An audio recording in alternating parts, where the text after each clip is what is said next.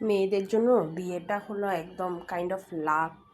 মানে আপনার লাকটা যদি ভালো ফেভার করে তাহলে একজন ভালো হাজব্যান্ড, ভালো ইনলজ হাউস পাবেন। আর যদি লাকটা ফেভার না করে তাহলে একদম লাইফ টাইমের জন্য শেষ। মানে এর থেকে ব্যাক করার কোনো অপশন নাই।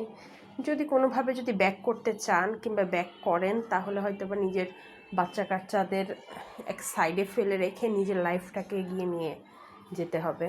আর যদি না বলেন যে বাচ্চা কাচ্চাদেরকে আমি দেখে রাখবো জীবন, তাহলে ওই যে সেই মানে লাক খারাপ করা সুন্দরকে ত্যাগ করা একটা ইনলজ হাউস পেয়েছেন, তাদেরকে সারা জীবনের জন্য বয়ে নিয়ে যেতে হবে।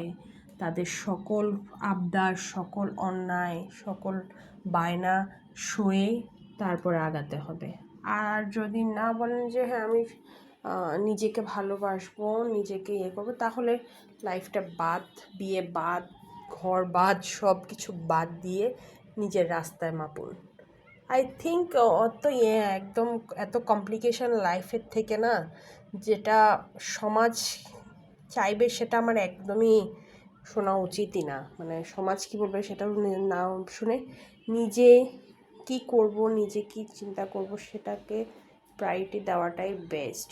সো বিয়েটা একদম লাক আপনার কপালের ব্যাপার।